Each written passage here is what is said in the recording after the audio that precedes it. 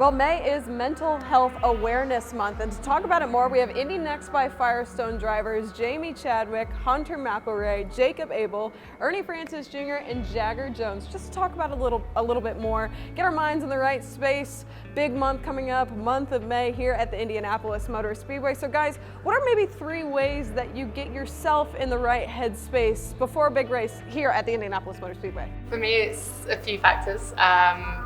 Being around the right people, having the right people and team around me helps.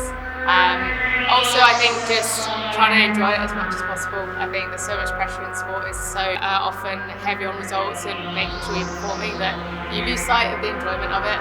And then I think the other one kind of goes with that, taking off the pressure where you can. Trying to kind of see the bigger picture and not get swamped up in the moment in 3 things, I guess, for me, I try and focus on.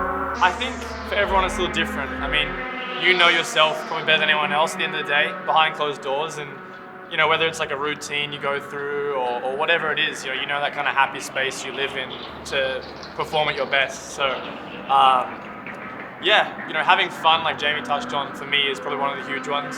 As much as it's easy to get wrapped up in the pressure of it, obviously so much sacrifice and resource and things go into it where it feels like it is do or die, which in some ways it really is. It's kind of your whole livelihood in some aspects. But at the end of the day, if you're not having fun, then like what's the point in anything really? So we all probably grew up wanting to do this, and it is easier to say than do, but for me, I always just try and enjoy it as much as I can, and usually when you're enjoying it, you go, okay. So that's for me probably the biggest thing.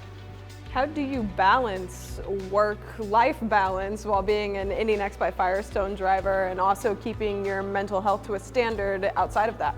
I've always kind of had a lot to balance personally. I've been doing college for the past 4 years as well as racing, so it's definitely a lot to balance, but I think at the end of the day it helps me because I'm not 100% invested in the racing 100% of the time. I have other things to keep my mind busy, and I'm not just laying in bed every single night thinking about racing, which is good. It makes the highs a little bit lower and the lows a little bit higher, and kind of leaves that level balance that makes things a lot better. Because if you get super angry when something goes wrong and super happy when something goes right, if you're over invested into something, it can kind of be a little bit difficult. So yeah, making that balance is definitely important.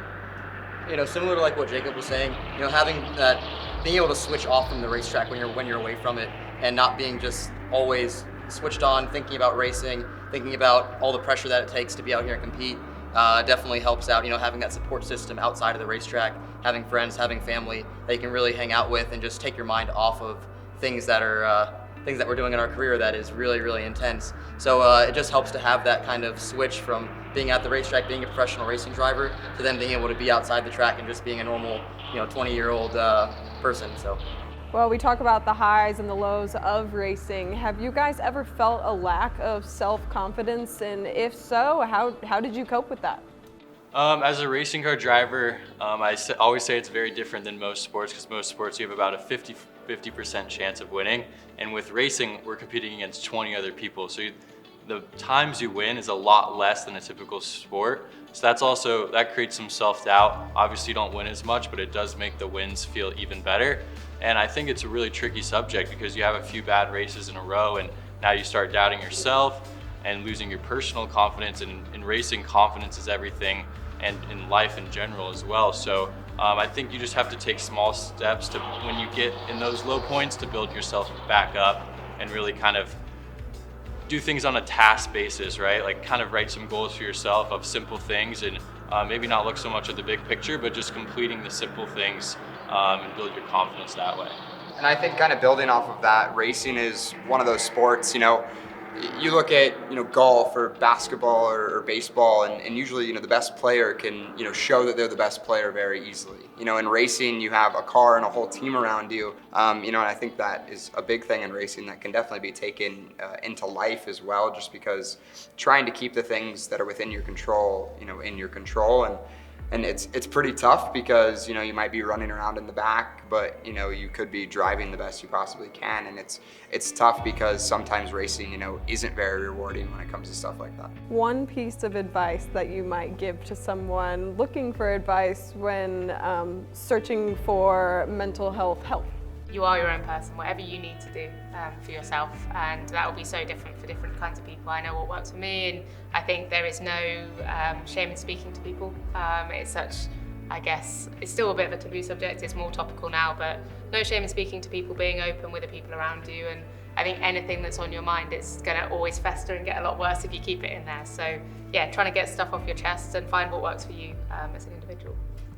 Yeah, I mean, for me, like, I'm not afraid to say there's been times where I've thought my career was being completely over and I've been in not a good headspace at all and feel like the whole world's crashing down on me and there's no possible outcome that anything positive is going to happen. Like, I'm not afraid to say it. I feel like everyone has those times, to be honest, but if I could give myself advice, it would be that it does get better, honestly, because there's been times where I'm like, there's no way I'm going to get out of this situation, and somehow it just seems to fix itself or things fall in place, and you know, I guess it feels sometimes like there's no way out, but there always kind of is. So for me, personally, just for me, I can't speak to anyone else, if I could go to those times where I feel like nothing's going to happen, like if I knew 2 years ago I'd be in this spot, I'd be really happy, type of thing, you know. But for me, just that I could go back in time and be like, it'll be all right. That would be the biggest thing I could love to tell myself a couple years ago. Okay, last question. Who is ready for an action-packed month of May here at the Indianapolis Motor Speedway? I think everyone is. I mean, I think so. It's been a long break. Like, I know we just raced at Barber a couple weeks ago, but we've been on the couch, and my couch has got an indent from my my bum, so I'm ready to put one in my seat of my car. Well, let's do it again. May is Mental Health Awareness Month, and here at the Indianapolis Motor Speedway, we're talking with Jamie Chadwick, Hunter McElroy, Jacob Abel, Ernie Francis Jr., and Jagger Jones. Indy Next by Firestone drivers.